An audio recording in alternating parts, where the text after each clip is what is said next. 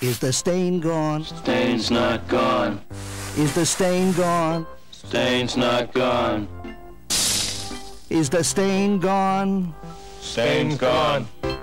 If you're tired of going through the same problems every time you want your carpets cleaned, it's time you called us. I'm Barry Minko, president of Z-Best Carpet Cleaning. We clean carpets with such care, I'll guarantee the work and our price in writing. It's time to call Z-Best, the last word in carpet cleaning. Stain's gone. Est-ce que cette pub te tente pour nettoyer ta moquette? Ne sois pas dupe. Barry Minko détient l'une des entreprises de nettoyage et de restauration de tapis les plus rentables des États-Unis. Son chiffre d'affaires dépasse les 300 millions de dollars. Sauf qu'il y a un hic. 7 mois après son entrée en bourse, son entreprise s'écroule et elle est vendue aux enchères pour la modique somme de 64 000 dollars. Laisse-moi te raconter l'histoire de Barry Minko, l'un des plus gros arnaqueurs de l'histoire.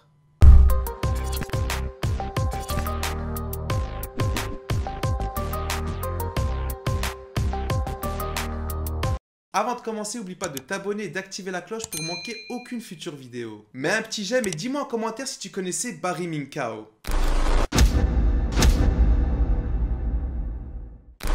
Barry Minko est né à Inglewood en Californie et il a grandi dans la région de Reseda dans la vallée de San Fernando. C'est à l'âge de 9 ans que tout commence. Sa mère lui trouve un emploi de télévendeur dans l'entreprise de nettoyage de tapis dans laquelle elle travaille.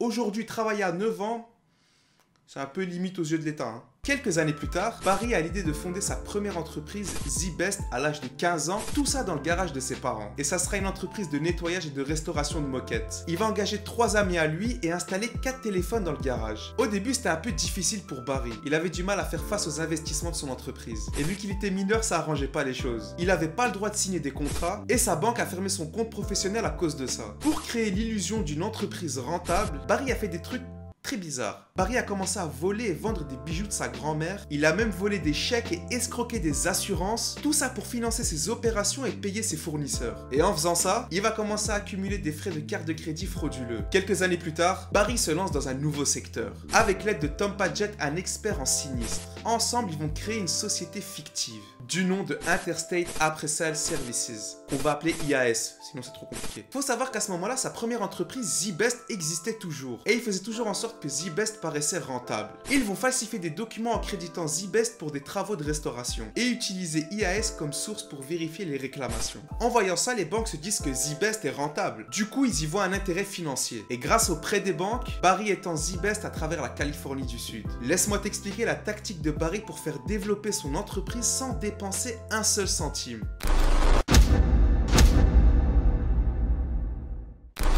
Le système de Ponzi est une escroquerie d'investissement frauduleux. Elle va générer des rendements pour les premiers investisseurs avec de l'argent prélevé aux nouveaux investisseurs. En gros, la personne qui détient l'entreprise rembourse ses premiers investisseurs avec l'argent des nouveaux investisseurs. Mais ce genre de système finit toujours par s'effondrer, car plus il y a d'investisseurs et plus il faudra les payer avec un retour sur investissement. Donc je vais te donner un conseil personnel. Si un jour un ami, une pote, un pote, une connaissance, bref on s'en fout, t'appelle et te dit: ouais, salut, comment tu vas? Est-ce que ça te dit de faire un peu d'argent de manière totalement légale? T'inquiète, tu dois juste investir 200 €. Fuis et fuis. Fais attention à toi. Je sais de quoi je parle. Suite à la suggestion d'un ami, Barry décide d'introduire sa société en bourse en 1986. Le comptable qui devait enquêter sur la société avant qu'elle ne soit rendue publique n'a pas visité les bureaux. Sinon, il se serait rendu compte que l'adresse de l'entreprise n'était qu'une simple boîte aux lettres paumée au milieu de nulle part dans la vallée de San Fernando. Barry conservait une majeure partie des fonds de son entreprise, faisant de lui un millionnaire sur papier. Et devenir public lui permettrait de dissimuler ses escroqueries. Pour obtenir un plus gros financement, Barry voulait lever 15 millions de dollars de capital en vendant les actions de Z-Best. Tout ça par le biais d'une offre publique en bourse. Pour pouvoir être crédible auprès des comptables qui ont voulu inspecter les opérations de l'entreprise, il va emprunter des faux bureaux pour la visite de IAS. Le consultant financier de Barry, Mark Morse, a dû falsifier des milliers de documents. Et en décembre de la même année, l'offre publique a été clôturée. Et Barry Minko est devenu la plus jeune personne à diriger une entreprise par le biais d'une introduction en bourse dans l'histoire financière américaine. Et Barry va lancer une campagne publicitaire télévisée massive, en décrivant Z-Best comme meilleure compagnie de nettoyage nettoyage et de restauration de moquettes de toute la Californie du Sud. Et après cette campagne, son chiffre d'affaires a augmenté. Et il a pu s'acheter un manoir et plusieurs voitures de luxe. Le mec était un arnaqueur plein aux as. En 1987, Z-Best se négociait à plus de 280 millions de dollars en bourse. Et Barry avait plus de 100 millions de dollars qui lui appartenaient. L'entreprise comptait désormais plus de 1000 employés et ils avaient des bureaux en Californie, en Arizona et au Nevada. L'entreprise était toujours confrontée à des problèmes de trésorerie de la part des investisseurs. Ils payaient pour des projets de restauration inexistantes. Et Barry a appris que K-Serve, qui était une autre entreprise de nettoyage de moquettes, était mis en vente. Et il pensait qu'en rachetant l'entreprise, il aurait assez d'argent pour arrêter son système de Ponzi. Et bien que K-Serve soit 2 fois plus grande que Z-Best, les deux sociétés ont convenu sur un accord de 25 millions de dollars et en fusionnant avec K-Serve, Z-Best serait la seule société survivante. Et cette fusion aurait fait de lui le président de la plus grande entreprise de nettoyage de moquettes de tous les États-Unis. Et Barry se voyait déjà s'étendre au Royaume-Uni. Mais il y a un mais. Au moment où la fusion de K-Serve et Z-Best était sur le point de se conclure, les fraudes de cartes de crédit qu'il avait fait au début de sa carrière ont refait surface. Et c'est ce qui va causer sa perte.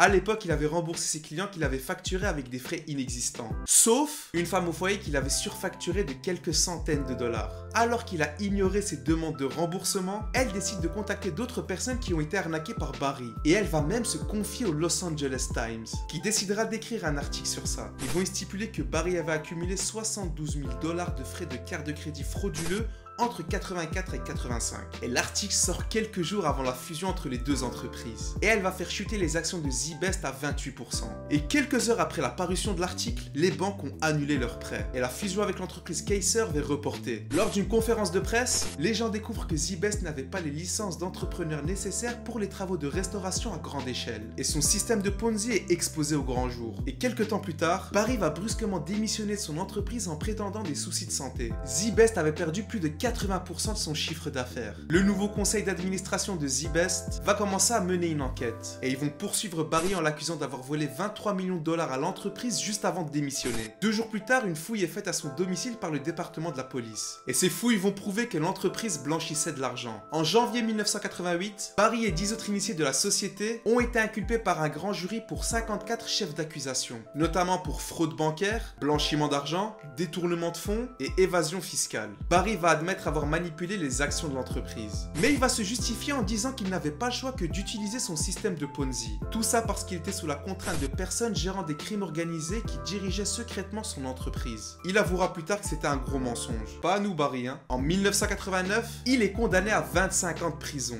avec une libération conditionnelle dans 5 ans. Il est également condamné à payer 26 millions de dollars de dommages et intérêts. Il sort en 1995 après une libération anticipée. Et après tout ça, Barry va devenir pasteur. Et il témoigne qu'il renaît en tant que chrétien pendant son incarcération. Et il va gérer l'institut biblique d'une église. Et la même année, il va écrire un livre sur son escroquerie Z-Best. Et avec les profits, il va rembourser les victimes. Et en 1997, il déménage à San Diego. Et sur la demande d'un des membres de l'église, il se renseigne et démonte une entreprise avec un système pyramidal qui valait plus de 300 millions de dollars. Et c'est là que Barry a une idée. Fraud Discovery Institute, FDI, une société d'enquête à but non lucratif. Il va rapidement attirer l'attention des médias. Et ça lui permet de recevoir de l'argent d'investisseurs qui le soutiennent dans son projet. Les gens en fait ils veulent pas comprendre, une fois c'était pas assez. Et d'après Barry, il affirme avoir découvert plus de 1 milliard de dollars de fraude avec sa société. Waouh, Barry s'est rangé du côté des gentils, mais pas pour très longtemps. En 2011, il est de nouveau reconnu coupable d'escroquerie et condamné à 5 ans de prison. Il a été découvert que lors de la production et du tournage de son film biographique, il utilisait sa société anti-fraude pour vendre des sociétés en faillite sur lesquelles il enquêtait. Ce mec ne vivait que pour l'arnaque. Par la suite, le long métrage qui retraçait sa vie a été annulé. On apprend également via des interviews d'anciens membres de l'église de Barry,